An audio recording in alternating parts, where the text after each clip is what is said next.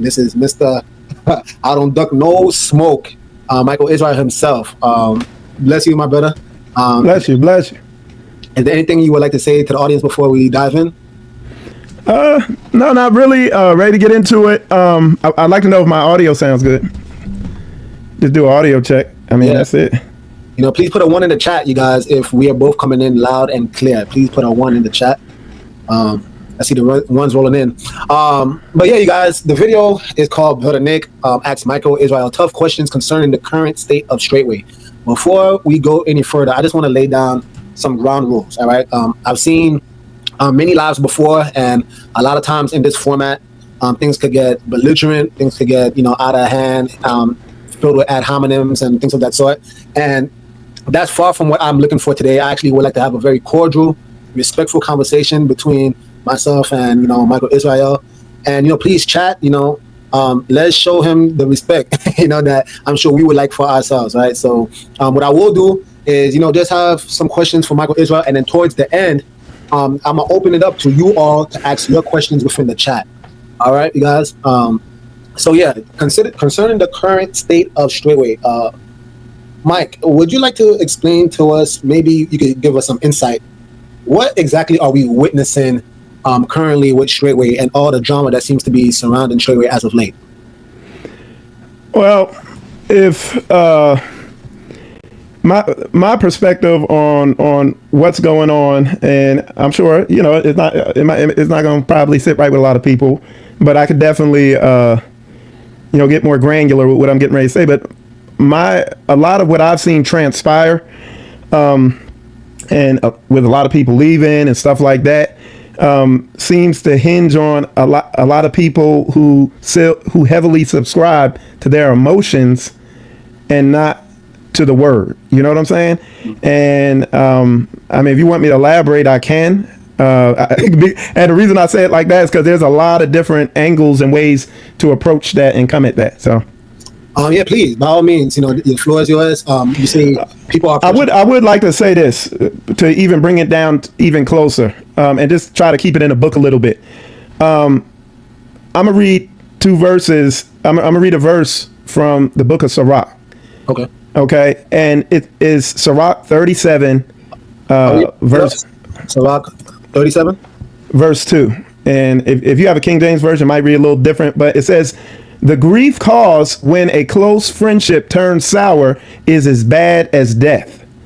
So I think that's, if you really want to get kind of to the nucleus of what something that's going on there, I think that's a big part of it. And whether people want to admit it or not, man, that shit hurts, man. When 2 people are good friends and they split, it hurts both sides. You know what I'm saying? Yeah. So I think that's a better way to kind of answer what you said. Okay, that's fair. And since you brought it up, concerning the 2 friends, it's clear for the sake of the listening audience, you're probably referring to Charles and Rufus, correct? And yeah, Pastor Dow and Pastor Rufus. Yep. Okay, cool. So in that, let's actually address it. I do have a question regarding just what took place, and I'm sure the audience would like to know too. Do you not believe that Pastor Rufus deserved to be in front of the congregation to plead his case? And let me actually add some context, right? Let me actually go to a verse real quick. Let me share the screen for you all. And actually, and please let me know if you guys can see it clear. But what I'm going to do is, I'm going to go to Deuteronomy 19, right? I'm going to go to Deuteronomy 19, and we're going to try reading from verse, I believe it's 15. And, Mike, please, because we've gone over this verse many times, but I personally don't see it being followed. All right. So Deuteronomy 19, verse 15, it says that one witness shall not rise up against a man for any iniquity or for any sin, in any sin that he sinneth. At the mouth of 2 witnesses or at the mouth of 3 witnesses shall the matter be established. If a false witness rise up against any man to testify against him that which is wrong, then both the men, I'm going to read that part again, then both the men between whom the controversy is shall stand before Yahweh, before the priests and the judges which shall be in those days. Now, in your honest opinion, like that was actually performed within Straightway. So With the way I would look at it, because and I do have a unique perspective. I've been read in on some of the conversations that went down, or whatever you want to call it. I listen to almost everything Pastor Rufus puts out on his channel. So I feel like I have a good understanding of his perspective of things. And I've also talked to Pastor Dow, okay? And I've also, talked to some of the other leaders and gotten their perspectives on things. And just from my own perspective, the best way I can come at how things were handled or how it went, like from the very beginning of how it went, I would say initially there were missteps on Pastor Rufus's side initially. Okay. One in particular is where it says, go to your brother. If you go to your brother a second time, and where Pastor Rufus interpreted a message that Pastor Dow did to the whole congregation as a reply to him. You see what I'm saying? And then what I can do, what we could do, we could go through the whole thing and say, oh, well, this wasn't right, this wasn't right, this wasn't right.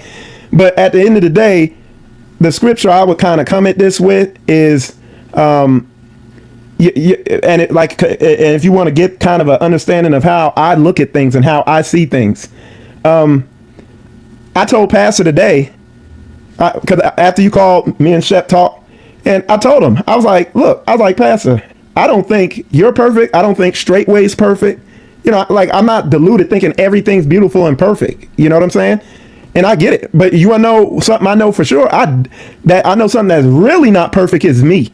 So I don't get caught up in all the missteps that people make and the screw ups. Now everybody, there's a limit to certain things, but you know what I'm saying? I also have empathy and understanding. 1 Peter chapter 3 verse 8 says, finally, all you be like-minded. It says, be sympathetic, love one another, be compassionate, and be humble. And there's a bunch of verses like this that give you the cushioning in order to make something work. You know what I'm saying? So, Mike, but go ahead. And the only reason why I'm stopping you, I actually do want to hear you speak. Right. But respectfully, right. I don't know if you see in the chat, there's many people who are saying the question isn't being answered. Yeah, JI, yes or no, Michael? A lot of people want to. So go ahead. So ask the question again so I can answer it. So again, was it, and I can read it again for you, but was this being followed in Deuteronomy 19? Right? It says, in particular, 17, when it highlights, then both the men between whom the controversy is shall stand before Yahweh, before the priest and the judges, which shall be in those days. Now, so respectfully, no, that didn't happen. Mm-hmm. But again, the reason why I would say that didn't happen is because Pastor Rufus refused to allow the council to go down there. He said those wicked elders won't come here, this, that, and the other. So yeah. I mean, that would be my answer to that. Okay. And I'm glad you answered that question. So it did not happen. And I think the biggest issue is that, again, there was a big 4-hour meeting, which I was there. I was physically there, as were you. And within that 4-hour meeting, there's one party, Charles Dow, right? He's literally speaking to the Georgia Saints, and all we hearing is his side of the I guess his testimony, right? But we did not hear Rufus. And hear me out. I'm trying to be as unbiased as possible. Right. Even if Rufus was wrong. Say that again, I can. Can you hear me? Mm-hmm. Even if Rufus was wrong. Okay. He at least deserved, according to that scripture, to be presented before the judges, the priests, whoever is, adjudicating those matters in those days. And he just simply was not, right? And I'm just, but I'm glad you could actually admit that, because again, I think that would be more fruitful for our conversation, because by no means am I trying to put you in a corner, but I would just to at least be as unbiased as possible, because maybe it will help you understand, for those of us, why there's a bit of an issue. But I don't want to dwell on only the Rufus, right? I think there's some other questions. Let's say, for example, even the what is it?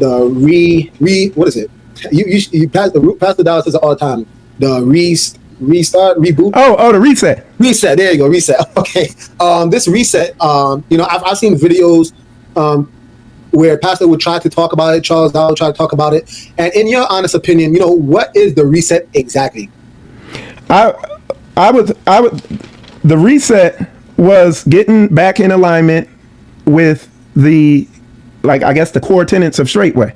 And when Pastor was talking about a reset, one of the things he talked about was getting in shape and a myriad of other things, and really getting in alignment with the direction that he was laying out. And like, to me, when he was talking about the reset, I mean, to me, it cut me, because now fast forward, since he started pushing that, it's been a blessing to me, because now I'm in way better shape. You know, I'm 230 pounds now of muscle, putting on muscle. My whole family go to the gym all the time. It's a whole bunch of things that, I mean, I felt it was a plus, and I'm all about, you know what I'm saying, when being pushed, being challenged, everything like that. But that's my answer. Yeah. Yeah, you know, I will actually agree with you. You know, being on the land every single week at one point in time, you know, when I first was presented, and this is me actually speaking to Charles myself, right? You know, I asked him concretely, you know, what is the reset? You know, and what he told me is that, just like you said, it's trying to go back to the core tenets, which I'm glad you said that, because we're actually going to go back to that later on in the live, but I'm going to save that for another time. But, you know, he mentioned out of his mouth that it was all about coming back to the way Straightway used to be, in terms of the levels of holiness that it was operating in terms of the miracle signs and wonders that it was operating in. And that's why I'm sure you probably remember, he was asking us to go on the fast, right? He had the whole sermon on fasting and just trying to prep us from a spiritual standpoint. But now what it seemed like it has come to is that now he somehow prophesied that a lot of people was going to leave, and that was not what was told to me. And even in your response, you did not mention that. So again, so I what I told you was one of the things that I got from it that was significant. I'm not, you know, I could go back and tell you everything it was, but you're asking me, you know, that's what I'm telling you. One of the significant things that I took from it. I didn't say the whole reset was me having to go to the gym and lift weights. So, I mean, did you want me to try to elaborate on what I can remember from the whole, everything he said about the reset? I'd probably have to go back, you know? But like I said, the overarching thing, like I said earlier, is just getting back to the tenets of, you know, Straightway and how it operates. So, right, and you know, I believe I forgot where it was, but there you go. You know, I see this coming from Will Gomez, but I think that's the spirit of what people are asking right now, right? You know, so reset is all carnal. Like you mentioned certain things, but we both kind of agreed that originally it was to actually be more spiritual. Okay, to be more spiritually sound, but now you know, and let me just kind of finish real quick. But you know, you have to talk about the working out, and although I don't see anything wrong with that, right? I'm all about fitness. Trust me when I say this. You know what I'm saying? As somebody who passed 002, I get it. I'm all for it. However, that was not the core tenet. Being in shape is not a core tenet of Straightway. You know what I'm saying? Straightway, correct me if I'm wrong, but it's a deliverance ministry, right? And maybe chat, you could chime in, but Straightway was a deliverance ministry. You know, I see someone in the chat even mention, you know, servants of Yah, Pastor Rufus, 10 years of work done in 5 years. I've heard that as well from other elders, even besides Pastor Rufus, where, you know, that when you guys went to the leadership meeting, that's what was told to you all, right? That, we got to do 10 years of building in 5 years. And, you know, one of the concerns of one of the elders was that, hey, there's nothing being built except, you know, Charles Dowell's mansion, you know, which is another question that, you know, we could probably dive into. You know? Okay, but like I said, you know, as far as people saying that was a carnal answer, I mean, I could go, like, if you want me to give spiritual answers on stuff, I can. But for me, that's what came to mind for me with the reset, because that was one of the areas I was lacking in with my health and fitness. I mean, now, if you want me to get into spiritual growth and development and things I've been working on, that didn't coincide with the reset, but that's a whole nother thing. So hopefully, because I see some of the comments in there, you know, so that's what that is. Okay, well, we'll definitely dive into some of the comments. There is something I would like to also ask you, you know, so can you please explain to us, why is it that when people leave Straightway, why are they told that they are somehow leaving the Yah? Like, can you provide scripture so that maybe we can understand where you guys are coming from? I have not heard anybody say that people are leaving Yah. I've had people leave this assembly, and I don't tell them they're leaving Yah. So, I mean, maybe people feel like that's what's being implied. I do tell people that, hey, this is an environment very conducive to spiritual growth. But I don't tell them that. I think that's been implied, and people kind of pull that from stuff. But you know. Okay.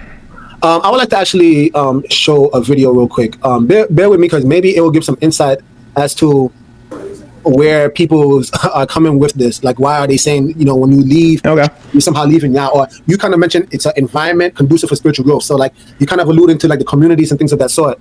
And this is one video that I would like to pull up. And again, you know, as honest as possible, please explain this to us. Right? Okay. So, this was during this past tabernacles. You know, this is Elder Kabir, and apparently he was trying to tell us, you know, you'll hear for yourselves, yeah. All right, so check out what he had to say. And as I'm playing it, please let me know if you guys can hear the video in the chat. Please put a 1 if you guys can hear it. But let's go. You guys hear me? There's no other way. I know they'll tell you to make you feel. Community is not for everybody. I'll be the first one to tell you. Community is not for everyone. But guess what?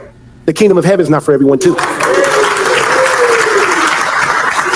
Okay, I'm gonna stop right there before I even go any further. But like, you know, by Elder Kabir making such a bold statement, you know, communities is not for everyone. But hey, you know, the kingdom of God is not for everybody too. So, can you please elaborate? Like, how are people supposed to take that? Well, I'll tell you this: when I look in the Word, I see people gather. I see where the Word tells people to gather together. I see as being in our community, being in this community that I'm in, I see the fruit. I get it. I see the spiritual growth that's happened and everything like that. Are you going to hell if you're not in a community? I'm not saying that. I'm not saying that. But does the Bible tell you to gather yourselves together and to come together and work together and everything like that? Yes. Where people might try to debate this at, or where the ambiguity might be at is, well, what does it look like when you gather together, when you come together as one? Does it mean you live in a home assembly? Does it mean you just gather on the weekends, this, that, and the other? Well, I'm about the Bible verse where it says, prove all things and hold fast to that which is true. Okay. And can I just finish my thought? Absolutely. So in my experience, by proving this with my family and the brothers and sisters in this home assembly, I see that this is the way. I've grown, me and the other brothers and sisters in this home assembly have grown more in the past couple of years than we have our whole lives. So to me, I think it's a necessary way and route to get to righteousness. I personally don't know another route to go. So there you go. Okay, hallelujah. And I hope I'm making you speak, right? But again, there's a lot of people saying in the chat, deflecting, you know, please answer the question, things of that sort. So just to kind of hone it in, right? Again, the question was, can you provide scripture where it says those who leave straightway are somehow told they left Yah? Can you please provide that? There is no scripture, but I mean, I get what you're trying to do. You're trying to kind of corner me and answer a certain thing, but what I'm trying to do is answer the spirit of what you're trying to say. Right. Okay. So, and I get, and I will say this, I fully understand what Elder Kabir was trying to communicate. I get where he's coming from. Now, if you want to, again, it goes back to what I said earlier. If you just want to microanalyze every single thing somebody says, well, I got something I could bring out on that later too. You see what I'm saying? Because again, folks ain't perfect. If I really dig into people's lives, like I'm sure, Nick, if I dug into your life, I would find some stuff that if I bought out, people would be looking at you crazy. If you dug into my life, or if Sister Koya got mad at me and started doing videos about me, she could make me look like the worst person on earth. You see what I'm saying? So, but anyway, go ahead. But this is what I'm trying to say. I actually agree with you, my brother. Okay. Well, you were saying the people in the chat feel like I'm ducking. No. So I'm hitting on that. Yeah. So, Mike, I think the thing that you need to understand, right, is that, again, we're not trying to micro-analyze everything. Is the fact that when you have an individual, and I'm going to just keep it a buck, right? When you have something like Charles Darwin, who hasn't repented for nothing, and yet now he's actually accusing people that if they somehow leave straightway, that they somehow forsaken Yah. I'm going to use your own words in chat, you guys. You know, I'm not above correction. Please let me know if I'm adding too much. You know, please let me know if I'm adding jelly on this. Michael Israel just said that, you know, it's an environment conducive for you to grow spiritually, right? And that you guys need to somehow assemble. Did he not say that? So in that vein, you know, I've shown videos where we're still assembling together. We're still in fellowship. We haven't forsaken the assembling, right? So in a situation like that, can you look at me and say that I'm somehow forsaking the way I've forsaken Yah? Just I don't want to be a part of straightway. Okay. Do you remember, Nick? I just answered you, man. What did I just say? Good. Nick, I just said, I get this is the way. I said I don't know another way. Maybe y'all gonna find it. And then I also said it doesn't say in the Bible if you leave straightway that you're going to hell. And you know what I'm saying? I'm trying to. So I don't know if you understand. And you guys are funny, man. I see Chris Briggs with that LOL, dream, laugh my ass off. You know, look, and that's the point, right? There is no verse. So I hear what you're saying. I understand your heart. I was there, as many of us in the chat were, right? You don't know any other way, Mike. It is completely blasphemous for you to condemn people just because they don't want to be a part of a ministry. You know, I could give you. I condemn somebody? Let me finish. I know I can give you scripture, right? Where you have, I'm sure you know it very well, right? You read your Bible, I'm sure, where there's a man who was literally doing the work, casting out devils in the name of Jesus. And the disciples themselves came up to that man and said, you got to follow us. And the man refused to. So they try to stop the man from doing the work. And Jesus said, hey, why are you trying to stop him for? That he that is not against us is for us. Do you not know that scripture? Yes. So if these are the disciples themselves, they could not force a man to follow them, the disciples we're talking about. Then how can we dare come thousands of years later and try to compel people to follow one single ministry? And mind you, you have not produced no chapter or verse to explain that these people are somehow going to hell, or as Kabir said, you know, hey, the kingdom is not for everybody just because you're not on community. It doesn't add up. And that you're not, you know, just with a man of integrity. Can't you not at least just admit that? Because again, you got to understand that. Admit what though? What are you talking about? I mean, I just said, I don't know, maybe doing sign language, but I just said there's no verse that says you're going to go to hell if you're not a part of Straightway.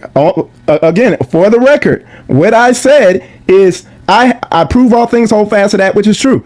I see how this way, and not by reading about it, but by actually doing it, I see how this way of living, or whatever you want to call it, is conducive to spiritual growth and development and to righteousness. So now, but what you keep doing, you acting like I said something different and I didn't, man. I'm trying to understand where you're coming from. No. We've all learned under Charles that Hebrews, the Israelites, are concrete people. Yes or no?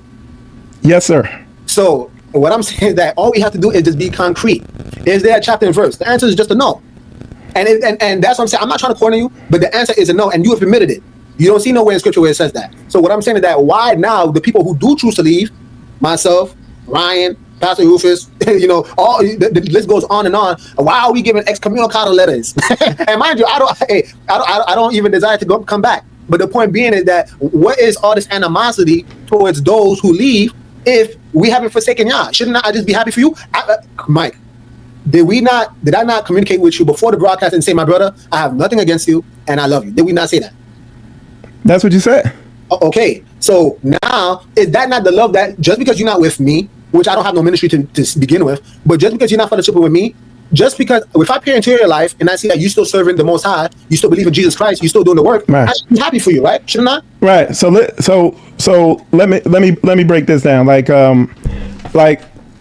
So you'll have people where we try to tell people, hey, you know, like I'll say with our assembly, somebody leaves here, it's because they couldn't get in alignment with what we're doing. They weren't on,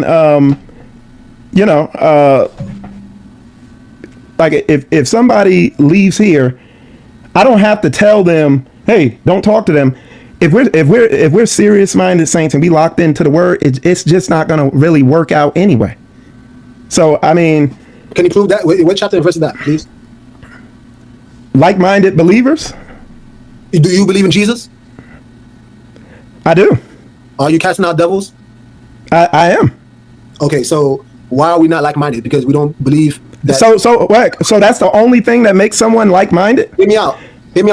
Whenever they say we need to be speaking the same things, and chat, maybe you could chime in too. But if we're supposed to be speaking the same thing, is that predicated on what Charles has to say or what the word has to say? Again, that's why I gave you the example. Okay, right. And he did not want to follow the disciples. And Jesus, the creator of the universe himself, had no issues with that man. Right. Look, if you want...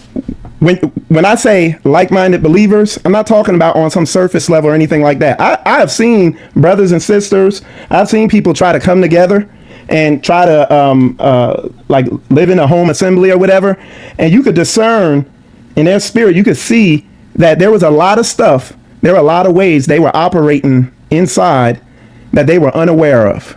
They couldn't see themselves. And what happens is these people will get in a home assembly, and next thing you know, there's all this friction going on, this iron sharpening iron going on, and they, for the life of them, they are absolutely convinced it is not them, it's external. But the reality is, anybody with spiritual discernment can see it's internal. But then you got brothers and sisters like the ones in this assembly here, where we've been together 4 or 5 years with no problems, because everybody is serious minded. They put their brother or their sister first, and I mean, it goes effortlessly. And what I've found is these people that can't see themselves, they going back to that word again, they microanalyze everything externally, and it just it's everything. It's this little thing, it's that little thing. But I mean, they're missing, they're straining the neck. You know what I'm saying? Okay, so can I ask you, because you mentioned community a lot. I would like to ask you a question. What are the consequences of a brother or sister who no longer desires to be on community, but still wants to actually fellowship amongst the saints? What's the consequence for that? We have a brother here who did that. There is no consequence, and that's coming from experience. So when you say there is no consequence, that means you guys actually are 100% fine with people who decide not to live on community, but somehow they still want to fellowship with the saints. There's no repercussion whatsoever. That's what I said. Okay. Like I said, we had a brother here, and we had some conflict or whatever, and I mean, he no longer wanted to be a part of our assembly, and so that's what it was. We've again, I told you at the before the show started, we had a brother who was in our home assembly here, and he left. And like I said, I told you, I saw him again about it not too long ago in Dallas, Texas, and me and him talked. It was nothing. We was good. So I would like to play a video. Maybe I can add some more context. All right. There's a video I would like to share with you guys all. Check this out. And shout out to Big Screen B. But I would like you to honestly, listen to this video with an open mind, Michael Israel. And I want to ask you if you don't see this as something that is concerning. Let's check this out. But today people want to talk and don't want to be judged. I want you to judge everything I say. And fair use. Yeah, fair use. I want you to judge everything I say. I want you to judge everything I say. And mind you, pass this video around, especially to your people who have so much trust in these modern translations that these lying mega churches are using. And I got a video I need to do about these mega churches, taking people's social security numbers, and then taking tithes and offering right out of their paycheck. And then if they try to go to different places, they lock down and give them a bad name. And they got total control over you, and then they control people by fear. It's sad. We'll talk about that later. And then taking tithes and offering right out of their paycheck. And then if they try to go to different places, they lock down and give them a bad name. They lock down and give them a bad name. They lock down and give them a bad name. And they got total control over you, and then they control people by fear. It's sad. We'll talk about that later. A few moments later.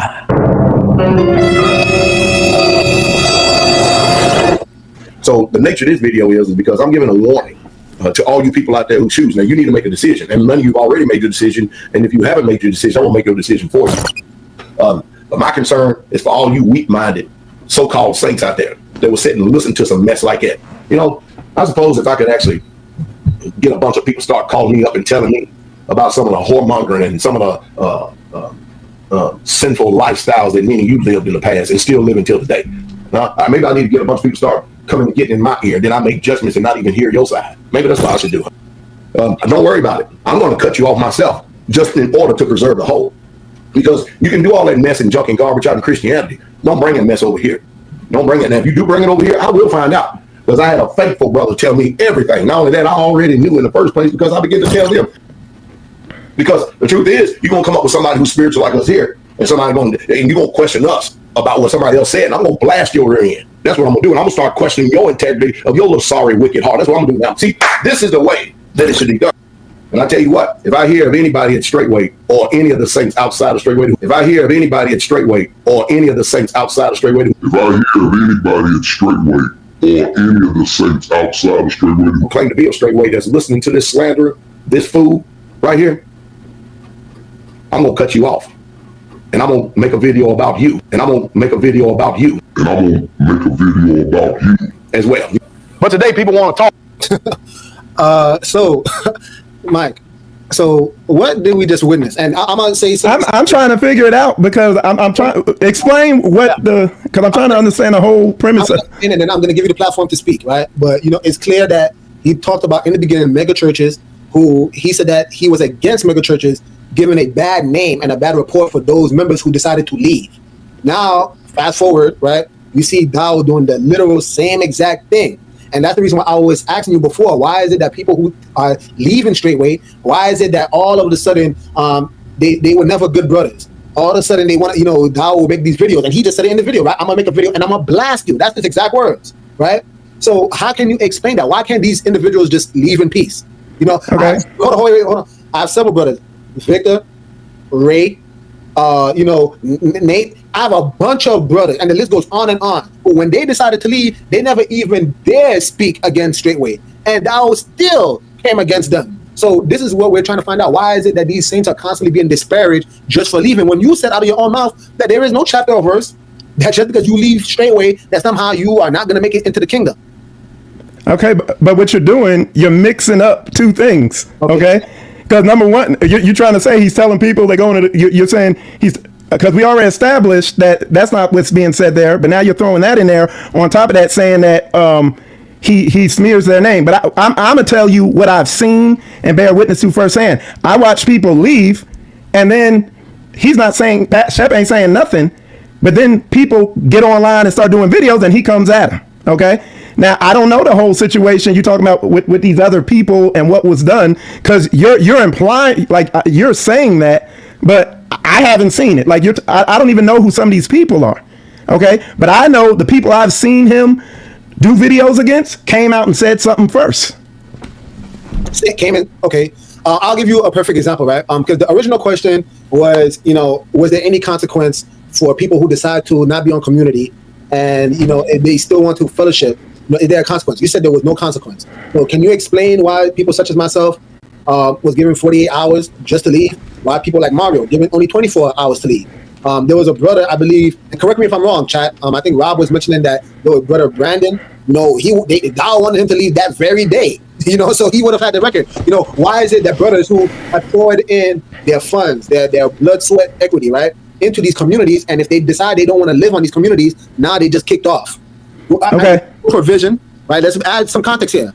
No provision in my situation, and I don't want to make this about me because I think I praise the Most High that I made it on the other side. But people such as myself, who was homeless, with a pregnant wife in the middle of winter, but yet you guys, hey, nobody's gonna say anything, right? Because hey, niggas is still playing the music, he's still paying his tithes, so let's not.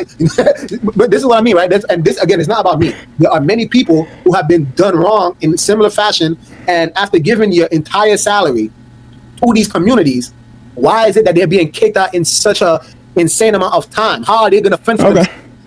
Okay, so let's stay on track and really bring out what's going on, okay? Because I'm gonna answer this second question you asked, but what you did, you just jumped into another question, and we didn't deal with the first thing you were talking about. You just said that Pastor Dow smears people's reputation who leave Straightway.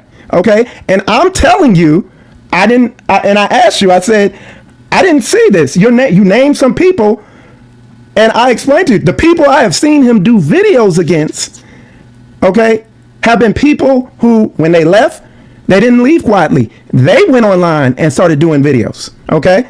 Now, hold on, because now you named some people, and I didn't know these people, I don't know who these people are. And what I want you to do, stop jumping around.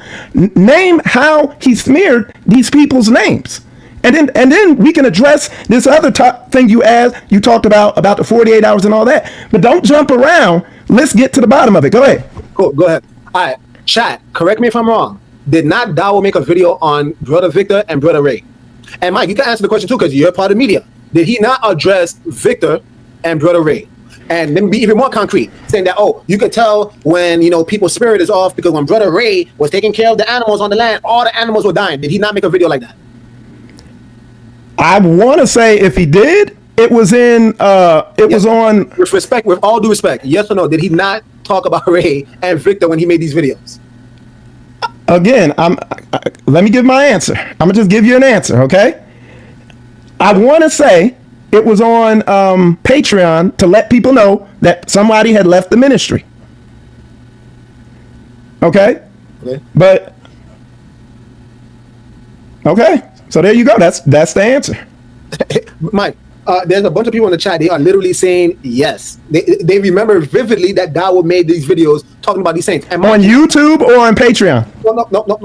No. Listen to what I'm telling you. Victor and Ray was living on Straightway the Hub. They didn't come out in any platform to talk about Dawo or what they think of Straightway. They left in complete silence till this day, and they were spoken about. That's just a fact.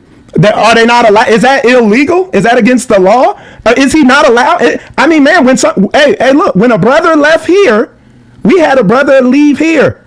And you know what I did? I went in our group and I let all the saints know that he left and why and what some of the issues were. Because people want to know. And that is not a sin. Okay.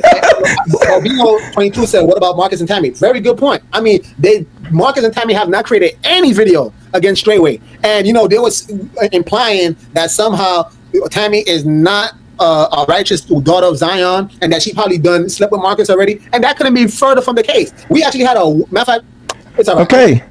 But the point I really want to mention is that no, you're jumping. Hey, look, you're saying stuff and you're trying to jump to make a point. So I'm gonna answer on Marcus and Tammy.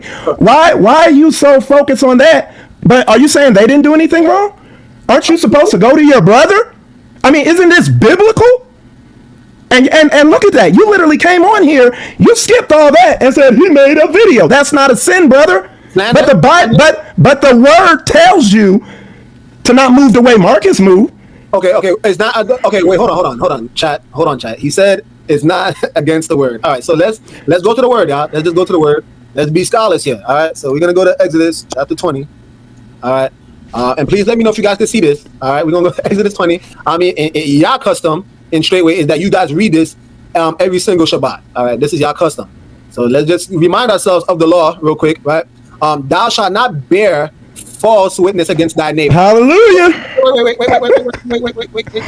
Keep going. Come on. False witness against your neighbor. So now, if you purport that Tammy somehow, already had, sex with Marcus the moment she left the land, do you know that? Do you have proof of this? Can I answer that? Wait. The answer is because you're twisting words. I'm trying to save you time. I promise you. The answer is an emphatic no. She did not sleep with Marcus prior to her getting married to Marcus. He said probably. He didn't say he knew. Okay? But again, why? I'm asking you, why are you straining a gnat? But then when there's something that goes against the word, you're like, it's like you're blind to that. Let's bring it forward. So Marcus decided to take his wife, Tammy, off the land because... Were they married? Were they married? No, at the time, no, they were not married. And what's your point? What is there a law against it to take your wife off the land that's betrothed? That's not his wife. You just said they're not married. Hey, my brother, is there anything against the law to take this sister of Zion, this daughter of Zion, off the land? Show me the chapter and verse. I just gave you chapter and verse about slander, bearing false witness, but where's your chapter and verse against Marcus and Tammy? Okay, Marcus is dishonest. He made an agreement and gave his word to the brothers he lived with in that community, and he just bailed on them. What agreement? What's this agreement? What's this agreement? Were they not in a home assembly together? Again, this is. Wait, hold on. Let me look. It's like I got a brother here. We got a brother here, Brother Umbry. We got our brothers here. We got an agreement. We got leases. We got our livelihoods tied together, our children. And then somebody just bails without saying anything, and you laugh about it. And it's not a big deal to you. It's a huge deal. It's not. But that's a testament to the character of some of these individuals. And that's what I'm talking about, man. Folks ain't got their minds right. Man, you know how much that hurts if you have a brother that y'all agree to live together and dwell together and pay bills together, and then he just bails on you, and that's a small thing now. Mike, Pastor was saying, why is Mike? Oh, I got something for Pastor Rufus later. We're gonna bring him up later. We're gonna bring him up later. But yeah, I am passionate about that. Isn't that messed up that somebody would do somebody like that? No, this man took his wife, and furthermore, especially because we have concrete evidence, which we've been dissecting this throughout the entire live so far, and there's more questions. So why is that not messed up? That he lived in a house. These guys' livelihood is tied together. Like I got some of these brothers here. All of our income goes together, so we can do what we do. If they pull out, they're gonna mess me up financially, economically. And you're saying that's not a big deal? That's nothing? Look, Steve has messed up Marcus big time on several accounts, which I'm sure Marcus, he's answer the question, brother. Look, the man. We're not talking about Steve. I'm talking about Marcus. Steve is the head of the assembly. Right, I'm asking you about Marcus. Hear me out. I brought up Steve because he was the head. He was the community leader of that particular. Ron is the leader, but Steve, I guess, was the leader of that particular section within Clarksville that Marcus was under. That's why I'm mentioning Steve. So I'm in context, my brother. And what I'm saying is that if Steve has continually disrespected an older gentleman, mind you, right, totally disrespected this man. Mind you, we have verse for that. How you should submit unto your elders, right? But now if you have a man like Steve, who's a younger brother, speaking to Marcus any old way, totally disrespecting his household, so Marcus has the right to vote with his feet. But we don't. According to what Bible verse? What verse? What are you supposed to do if he's disrespecting him? What does the word tell him to do? Shouldn't he go to someone? Yeah. And guess what? They've had many conversations. So, but anyway, let's keep going. Oh, okay. Now you're getting off it. Mike, there's other questions. Oh yeah. Okay. But again, I think the thing is, you fail to realize that again. You said that there is no consequence, and what I am trying to relate to you is that there is indeed a consequence for brothers who choose not to be a part of community, which is why brothers are living the way that they do. I mean, bro. And look, here's the thing, right? So it's good to just bail on people. Like you're skipping that, and you're like, he made a YouTube video about me, even though they messed them up economically. Like it's amazing how you're just skipping over something so major. And worried about a YouTube video being made. You can't even book that. Messing people up economically, Michael Israel. With all due respect, do you understand that these brothers have been given over their checks for years and leaving with zero? So who's being messed up economically? That's a rhetorical. All right, but I'm gonna make my point. Listen, hey, look, everybody in this assembly understands the vision and the sacrifice that's required and that's going to be needed to get to the level we want to get to, economically, spiritually, everything. Now you have self-centered, self-focused, self-absorbed people who don't get it. But I mean, all the brothers here get the level of sacrifice it's going to take. See, what the problem is, and again, another Bible verse, is you got to count the costs. And that's the problem.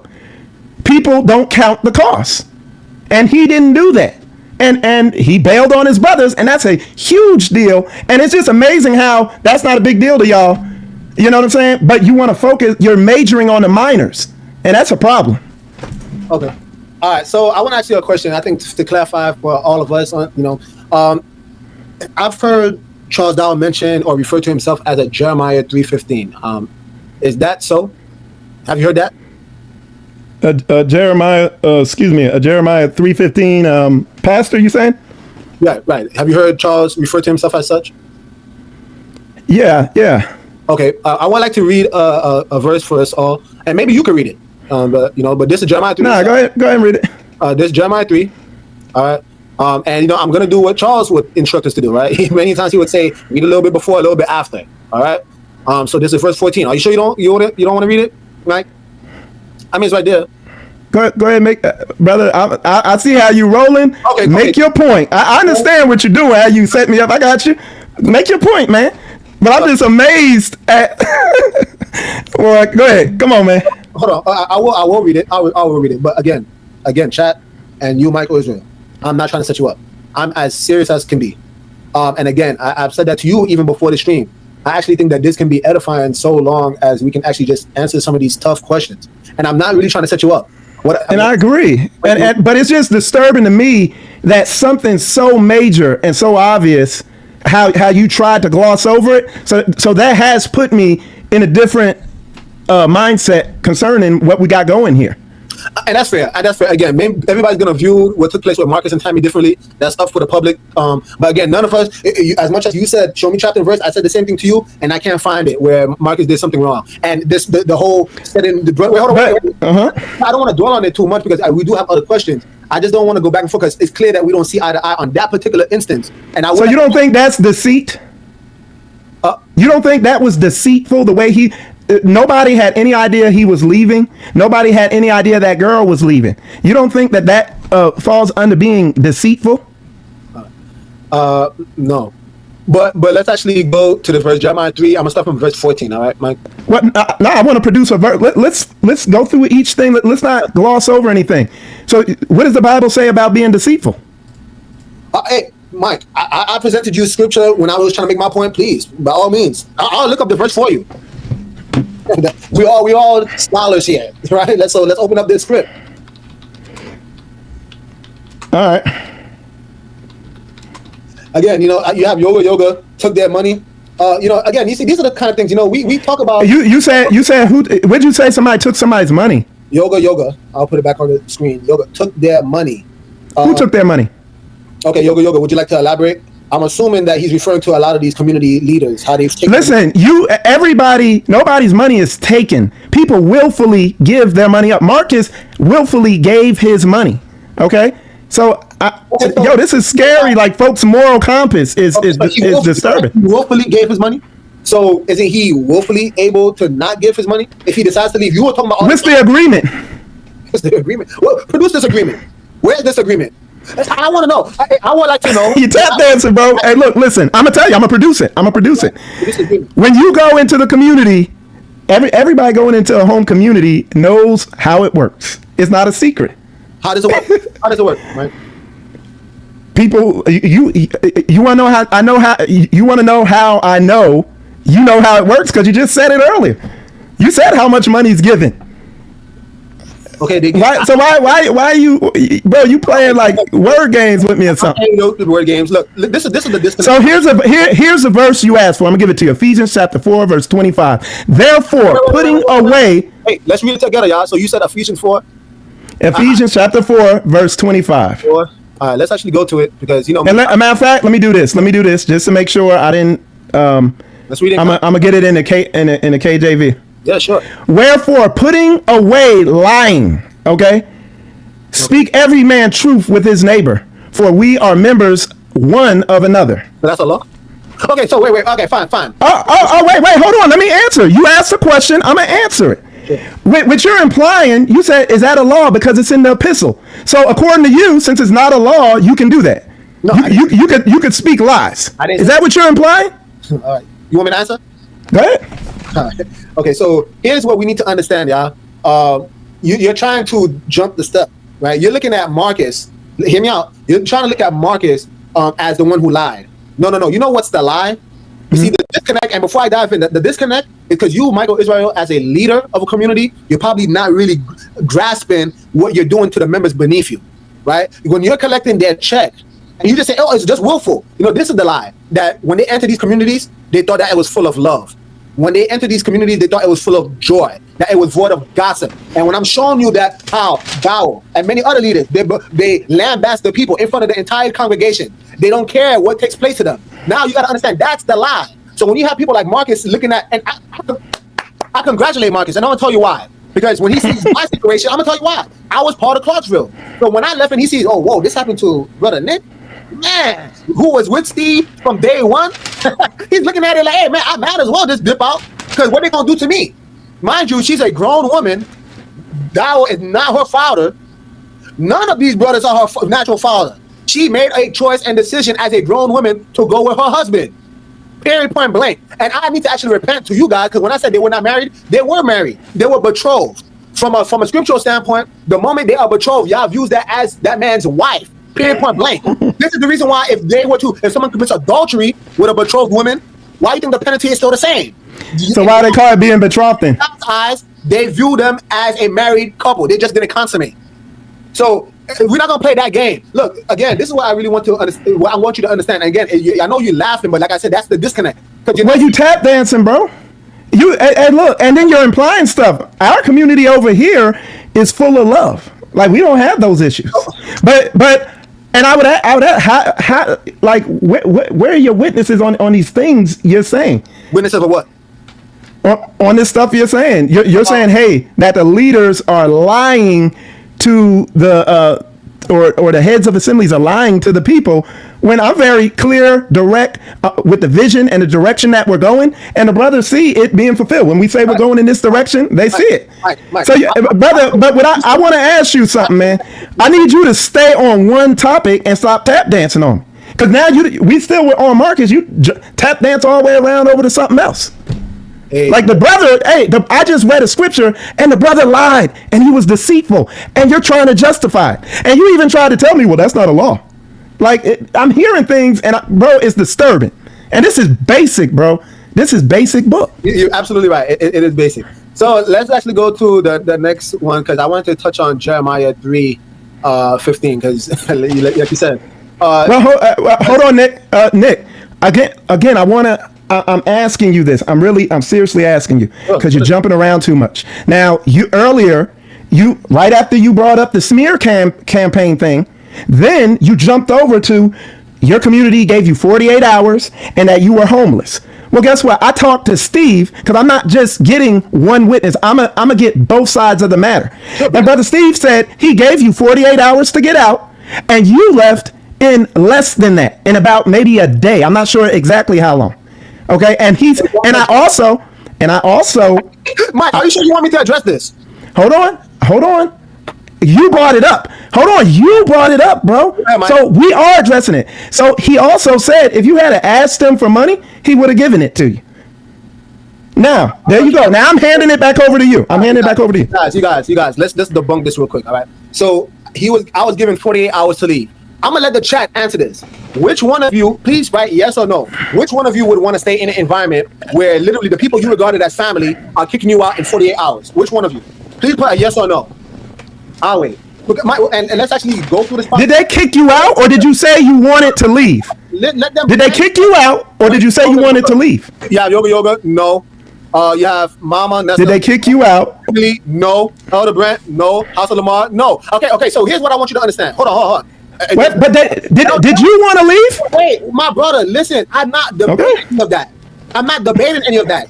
Look, again, that's why I did not purposely set you up. I told you that what is the consequence for an individual that wants to leave community, but they still want to fellowship with the assembly. So I know exactly I did want to leave. I did not know I was given 48 hours. But guess what, y'all? Chat, here's the next question. He said I left in less time than that. Okay, so one more day would have given me, I see you laughing, Mike. One more day would have given me the funds necessary to provide for me and my pregnant wife. One more day, He said he would give you the money. Okay, my brother, I hear you. But check this out. You already kicking me out. No, and you laughing, but you're already kicking me out. And this is what I'm saying. You know what's really sad, y'all? Check this out. You know, Mike, let me tell you something. If I heard that there was an injustice done to you, I would not laugh because, as I said before, I actually regard you as my brother. Now, I'm not laughing at your situation. I'm laughing at how you ducking around this. No, I'm not ducking around you. Listen to what I'm saying. You see, this is the insensitive. Like, this is what I meant by when people come into communities and they thought that there was a love, they thought that there was a joy, they thought that there was a peace, they thought that there was an environment, as you said, is conducive to your spiritual growth. And here's the thing. When I decided to leave, I did want to leave. I'm not ducking that. But I did not know I was going to be given 48 hours. And again, what I'm trying to tell you is that, look, bro, there is no magical number because Steve could say that all day. The reality is that he just did not give me money.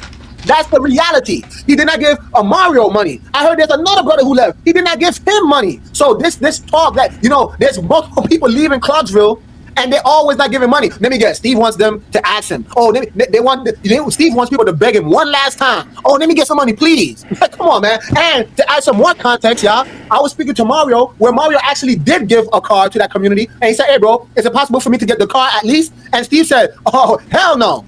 So this is what I'm talking about.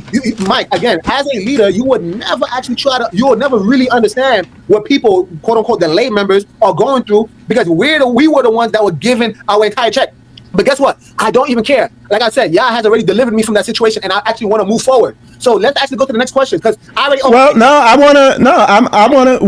want to address some of the stuff you said because it's inaccurate. Sure. Okay. So, there was a guy who did leave there and he was given money. Okay. The other thing is. Who's this guy? France. The other thing. Okay. Now, again, that's your word. And then I got Steve's word. Here's the other thing. Okay. Is You said they only gave you 48 hours, and I inquired about that. I asked him about that. He said he would have given you more time if you had an ask. Okay. Okay. But again, you decided. You said you were leaving. You left. It's like nobody kicked you out. I agree. But you're telling, like, that's a lie, bro. You said somebody kicked you out, but you left. You said I want to go. You're right. So I'm saying, just make sure you put that out there correctly, because the narrative you put out is they put me and my wife out in the street. We had to sleep in a car. You're right. You're absolutely right. But you left the community. You quit on the community. You're right. So they're kicked out in 48 hours. All right. So you got Jeremiah 3:15. So Israel said that he has heard Charles Dow refer to himself as a Jeremiah 3:15. Let's actually read it. All right, in context. All right, a little bit before, a little bit after. All right. Turn, O backsliding children, saith Yahweh, for I am married unto you, and I will take you one of a city and two of a family, and I will bring you to Zion. To Zion. Now, mind you, there is a colon, y'all. So this thought process is not complete. Now, verse 15. And I will give you pastors according to my heart, which shall feed you with knowledge and understanding. Mike, my question for you is: are we back in Zion? No. No? Okay, so if we're not back in Zion, according to this verse, Jeremiah 3:15, because again, there's a colon after verse 14, meaning that the thought process was not complete. It says, and I will give you pastors according to my heart, which shall feed you with knowledge and understanding. How is this possible if we were not brought back to Zion? Can you elaborate? I can answer, okay? If you're gonna let me talk, okay? Look, years ago, 4 or 5, 6 years ago, I prayed about my situation, prayed that the Most High would send me a way to get myself together and everything like that. Again, I'm answering it my way, okay? And I was, next thing you know, I met Straightway and Pastor Dow and checked them out and followed the things that he said. I saw what he was saying lined up with the word. I discerned his character, saw that he had a good character, and I did what he said, and I'm in a better place now. So again, it goes back to what I keep saying. See, what you want to do, you want to sit here and like microanalyze and try to get all granular with these scriptures and try to pick things apart. But the word says, prove all things. The word says you will know them by their fruit. Okay. And when I look at Pastor Dow's fruit as a man and dealing with him, being around him and watching what he's done and all that, I know. I see who he is. But then I see other people who are lying. They're deceitful. They have no ability to self-reflect on themselves and deal with themselves. They focus on everything else. It's very easy. Your actions speak so loud, I can't hear what people are saying. I just see footwork. And as I followed him, I've watched my life get to another level. I've watched the fruit come forth. So, I mean, if you want to get all technical in these scriptures, hey, we could do that too, but it's amazing how you would hold Pastor Charles Dow to a little minuscule scripture like that. But again, like this dude, like you were ready to gloss over a dude lying and being deceitful. You were ready to just gloss that over. Yeah, that's amazing. Michael, I love you, my brother. With all due respect, it's a yes or no. Are we back in Zion? You said no. Then the next. No, I'm not. I'm gonna answer the question the way I want to. You don't tell me how to answer a question. The chat would like to know, my brother. Hey, look, I'm not. Look, the chat just need to type. I'm talking to you, brother. I'm on this show with you. Oh, so this is what I want. It's just amazing how, man. I'm just blown away by your moral compass, though. It's amazing. Mike, my moral compass is telling me this. Let's go back to that verse one more time. All right, it's not that hard. Turn over back. I mean, you can read it again, but I gave my answer. Mike. I have my witness that he's a man of God that I'm following. So there you go. You got my. I did not cut you off. All right, so hear me out. Jeremiah 3:14, it says, turn no backsliding children, saith Yahweh, for I am married unto you, and I will take you one of a city and two of a family, and I will bring you to Zion. Colon. So the thought process was not complete. Then I asked you, are we in Zion? And you said no. So you need to understand, my brother, at that point in time, if we're not in Zion, 15 is impossible. I will give you pastors according to my heart, which I feed you with knowledge and understanding. It cannot take place. It just cannot take place because we're not in Zion. So Charles is not a Jeremiah 3:15. With all due respect, I just wanted to point that out. So you're saying Pastor Rufus isn't a pastor either? No, whoa. I said a Jeremiah 3:15. So if you're gonna ask me, is Pastor Rufus a Jeremiah 3:15? You're not gonna catch me in a trap. No, nobody in this daytime and hour is a Jeremiah 3:15. I'm not gonna duck no smoke. And then could I ask you a question? We're not in Zion. You see, chat. Look, I want you guys to understand. Hey, what's your point? What's your point? Let me mention my point. I'm letting you know. You thought that somehow I have this blind loyalty to an individual. No, my brother. It applies for everybody across the board. If we're not in Zion, then there is no Jeremiah 3:15 in this dispensation of time. I just want to make that very clear. So again, when Pastor, let me be more concrete. When Charles Dowell presents himself as a Jeremiah 3:15, just understand that is. Where is Zion? My brother, hear me out. Stop. Where is Zion? I'm asking you. You cut me off. This is my point. What I'm trying to say is that when you have someone like a Charles Dowell presenting himself to be a Jeremiah 3:15, just understand it's not possible. It's just not. All right. But where is Zion, Nick? Look, my brother, that's cute. So let's. Hey, Nick, where's Zion? You ducking? No, I'm not ducking. You ducking smoke? You funny. Look, what are you referring to? The landmass? Where's Zion?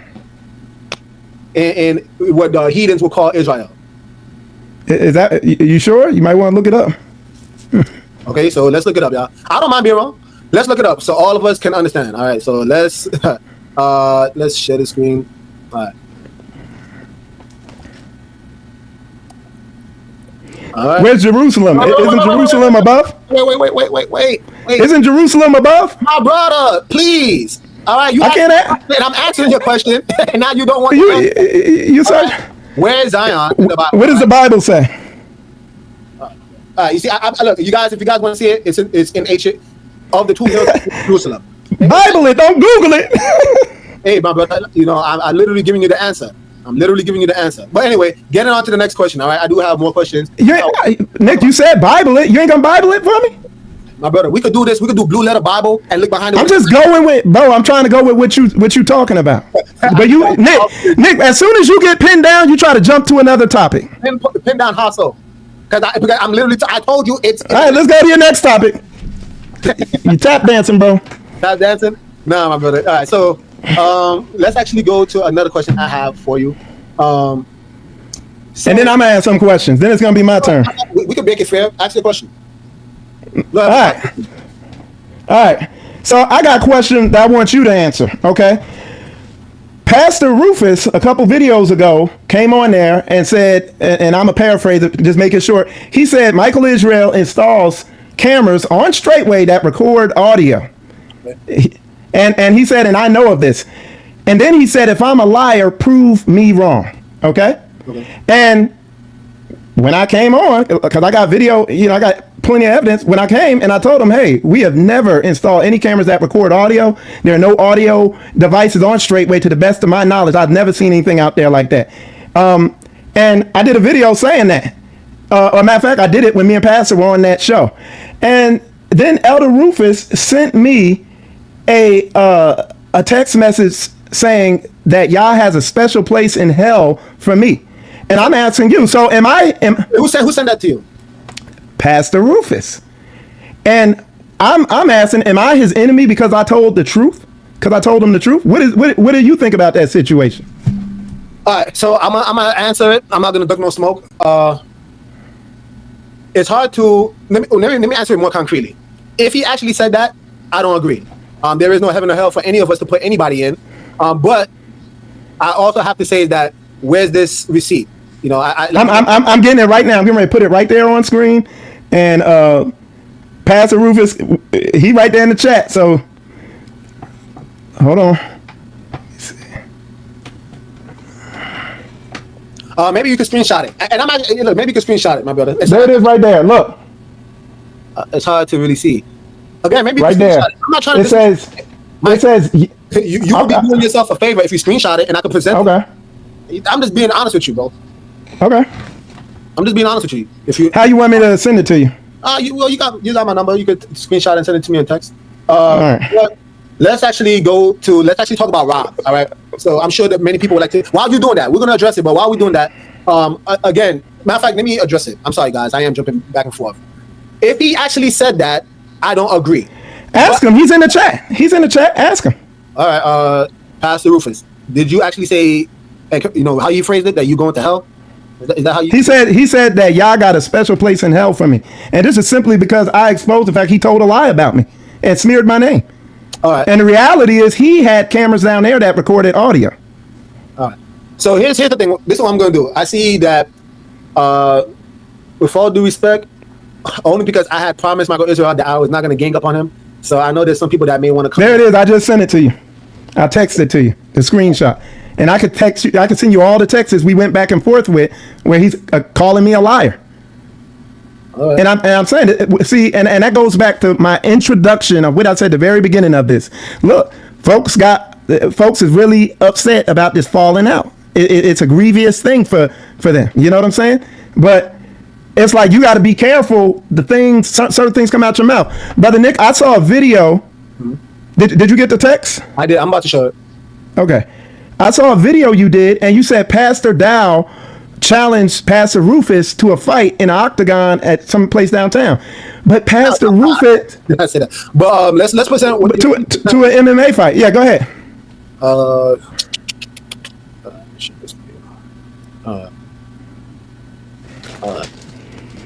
So you guys can see it. So I'm assuming that this is... Scroll up. No, you got to go up. Keep going up. Right there. Oh, okay, got you. Okay, cool. And let me just cover, yeah, I got a special place for you in Hell 2, sir. Hell 2, okay? I don't know the context of that, too. Did you say anything to him? Why was he saying 2? But you see, here's the thing, right? Again, let's answer your question even more concretely. Again, I don't agree. You see, you get what I'm saying? Look, I think this is the problem that you have, Mike. Again, I am not biased, all right? Neither am I. Pastor Rufus did not sway my opinion to leave Straightway. And that's why when I showed the receipts, I left Clarksville in February of 2023, which precedes Rufus leaving, right? Or being kicked out, right? So what I'm trying to get you to understand is that Rufus did not sway my opinion. Matter of fact, I will make an exception only because, again, all I will say is that please, let's be respectful. Let's be respectful. He would like to answer for himself, is what Pastor Rufus is saying. So, all right. Are you there? I'm here. Can you hear me? Yeah. Please, once again, let's be respectful. No, Nick, we're gonna be respectful. The problem I'm actually having with Michael Israel tonight is he's not being respectful to you. He's cutting you off. He's over talking you. He's dominating your show. It's you inviting him on, and he's dictating how everything's gonna go. Now, here's the thing: he wants to ask his first question to you, but it's a question about me. When he knows I'm here, he can just ask me. You can say you disagree, Nick. Why? Because you don't understand the context. The 2 represents him and Dow, because they were the 2 people talking on the broadcast that night, and they both were lying. Liars have their place where? In the pit of hell. If you play the rest of that, I show Michael Israel in there where he's lying. Now, in his mind, can you tell me he can rap this? Because it's a whole show that they did. He can rap his... Now, I've already addressed the part about him proving me wrong about the camera thing. I have watched Michael Israel and his crew install cameras at Straightway. Now, the cameras that Michael Israel installed at Georgia, he picked those cameras, not me. So he got me cameras as a blessing to the community that audio and video record. Why would I not think that Michael Israel put the same type of cameras at Straightway or better cameras? Right. So I'm wrong, and I've already admitted it, for assuming he did that. Now, my proof, which I'm not going to air these people out because they still live on Straightway. They are the ones that told me that they are being video recorded and they are being audio recorded. They told me that. People that live on that land right now. And Michael Israel knows that. If you play that... I know what. You know what I said when I told you that the people of Straightway that lived there told me this. Now, my assumption might have been wrong, because if he put and installed cameras, he already admitted he installed the cameras at Straightway, Georgia. He's already admitted he picked those cameras. I didn't give him, hey, I need an audio, but he said I want to be a blessing to y'all. I said, come be a blessing, brother. And he was. But he picked cameras that audio tape and videotape for us. He did that, not me.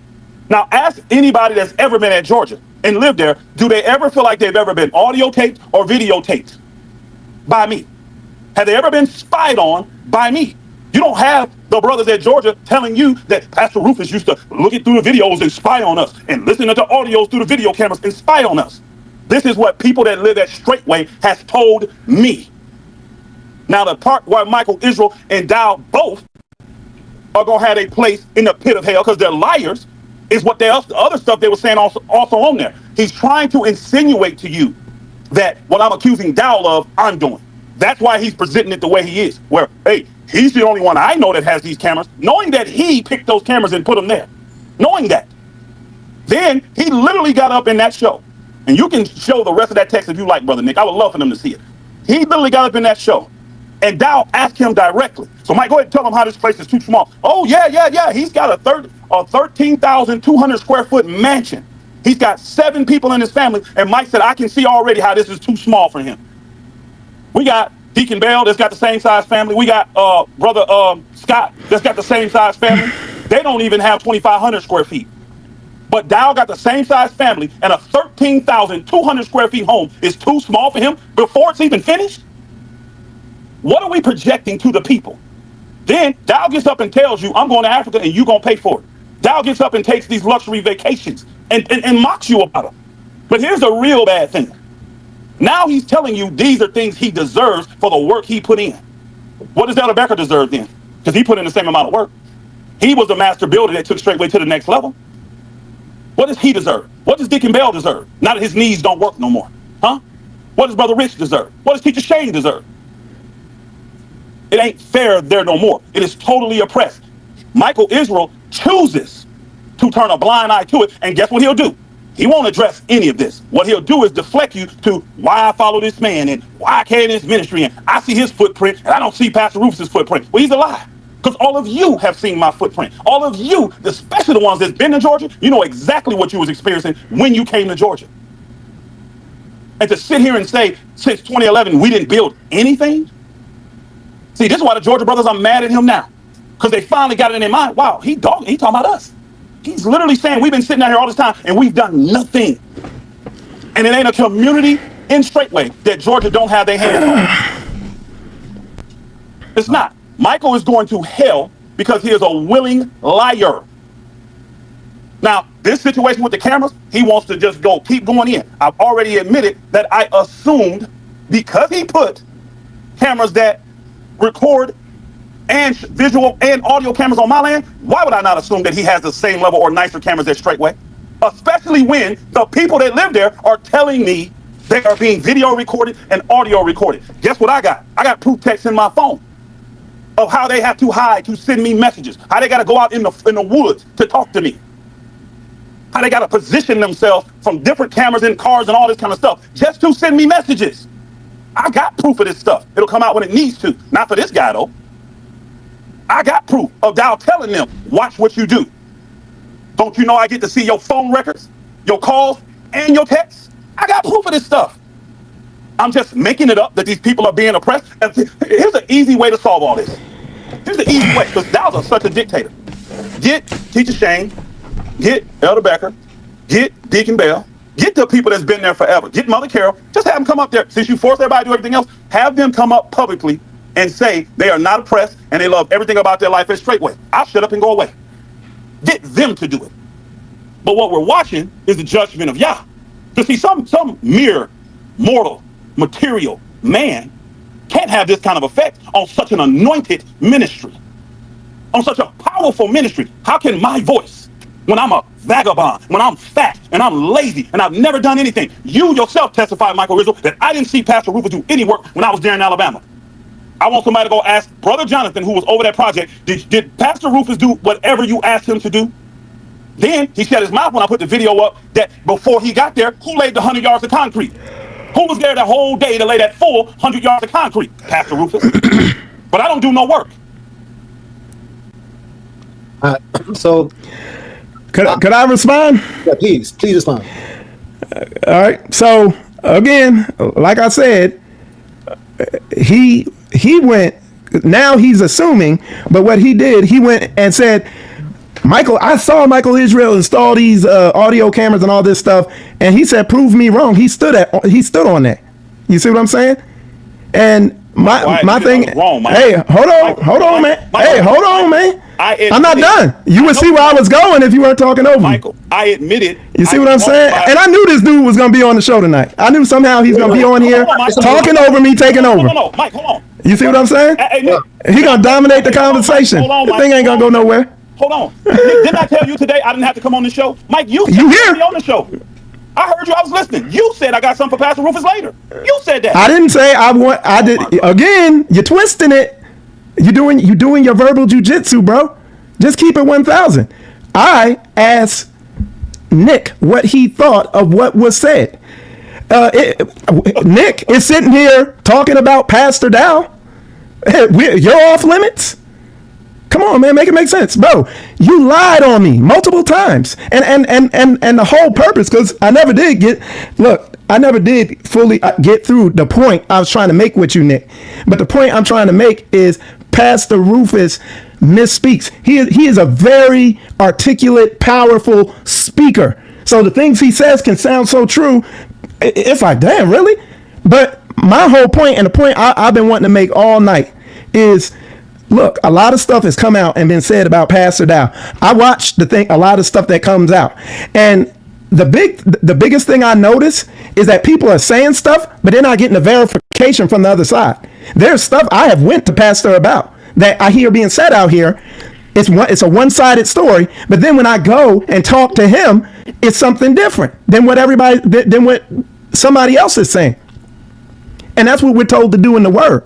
But this here, man, Nick, you know what I'm saying? I get it. Hey, look, I understand what you told me before we went on this show, but I get it. I see what this is. I see how you're trying to go. Like I see you've been trying to kind of pigeonhole me and box me in and corner me on stuff. And truth be told, and why is this dude even still on the show? Hold on, listen up. Bye. Yeah. I see how you trying to. I get how you trying to move with this, and bro, I'm gonna keep it 100. This ain't gonna edify nobody. We're gonna be on here going back and forth debating, because the stuff I want to bring out, I'm getting like controlled into these answers that you want to see by the way you're going about the questioning. I get it. Let me just say this again. You chat again. I had no intentions to bring Pastor Rufus. However, because you brought him up and he was in the chat, so he requested to speak for himself. Now, if Dow is in the chat and he's asking, to defend himself, by all means, he could come on. So, but again, I was not intentionally trying to corner you up. So let's actually try to move on, because there are some other questions. I'm sure many people saw the testimony of Brother Rob that was over there at Straightway Georgia East. All right, Brother Nick, you are low, but Michael loud. Are you guys able to hear my volume pretty good? Please just let me know. Let me know if my volume, because I don't got my actual real setup, my actual mic. I'm just using the computer mic. But let's actually keep going. All right, so we've heard, I believe Charles mentioned that he agrees with, he disagrees with 70%, and he agrees with you about, agrees with about 30% of Rob's testimony. So we would like to know, because it has been purported that, Charles took about 4 vacations, one for each Isha he has, and he has a vacation home on Straightway Georgia East. Is this true, Michael Israel? I don't know. I would have to ask him before I go run with that. I do know what was said is that a sister was moved into that house over there. Okay, so here's the problem, right? Again, this is an eyewitness in Brother Rob, who was living there for about, I believe, 3 years. I don't want to lie, right?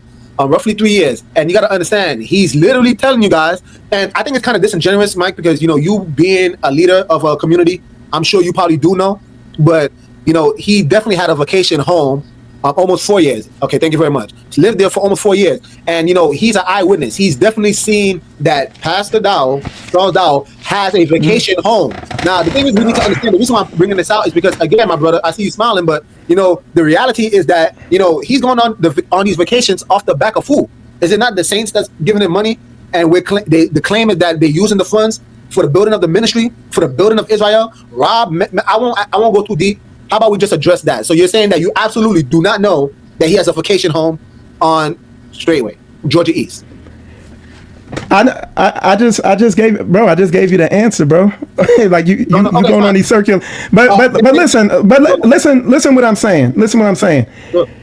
It's this thing is I get how y'all trying to move with this, but it's not gonna. This isn't gonna work because just the way you moved on the thing with Marcus, and it's like, okay, we're not gonna really address where there's really sin and there's really deception going on and all that. We're not gonna do that.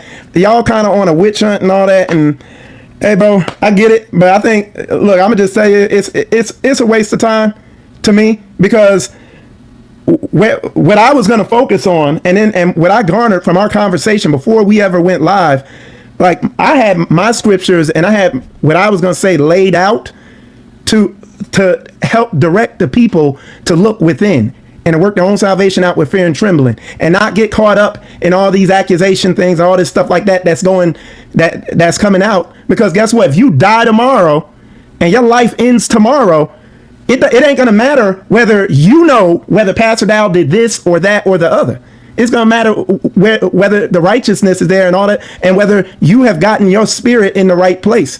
So I mean, I get what you're trying to do, but I didn't sign up for this. I wasn't coming on here for this. This isn't how you presented it to me. This is more kind of instead of it being a questioning concerning Straightway and stuff like that, it's more like I'm on the witness stand getting cross-examined, you know, and that's not how it came off. So okay, Mike. I'm go ahead, but I'm just telling you, I'm getting ready to give my closing statements, if I may, and then it's gonna be a wrap, because I get it. I kind of discern the mindset of people and how people are seeing things. Like I said when I came on here, Straightway ain't perfect, Pastor Dow ain't perfect. Most of all, I ain't perfect.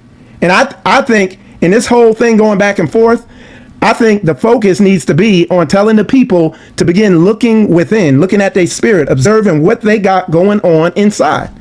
Get to the root of the problem. Because what you got here, what this is a battling of flesh and blood. You trying to war against flesh and blood and expose Charles Dow. Expose yourselves.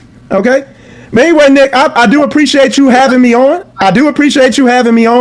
And you know, with that said, it's not going to be fruitful. It's more like tabloid TV, and I need to be done with that. Hey, but I appreciate y'all. And with that said, shalom, shalom. Wow. So people, as I've pretty much figured that, you know, with all, you know, it's unfortunate, but when you actually ask them very strong, concrete questions, it seems like they actually do duck the smoke, and actually addressed Michael Israel as Mr. You know, I don't duck no smoke. I actually thought that he would at least be able to honor me in that regard. But hey, you know, I have no issues. I just want to put it on the record. I have nothing against Michael Israel. I was just hoping that he would actually be a man to actually, you know, address the issues. I mean, it is literally tough questions concerning the current state of Straightway. That's how I titled the video. But let's actually bring Pastor Rufus, because I know you've been asking to come back on. Can you speak, Pastor Rufus? Yeah, can you hear me, Nick? I can hear you loud and clear. And please in the chat, put a one if you guys can hear Pastor Rufus loud and clear. But go ahead. What did you ascertain from this series of questioning? Because I actually didn't get a chance to ask all my questions. Which I know you didn't, Brother Nick, and I kind of figured you wouldn't, because Michael Israel has become just a serial abstract talker, defender of something that he really doesn't know and understand. He thinks he does. He thinks that he's been close to Dow. He thinks he has a greater understanding of Pastor Dow.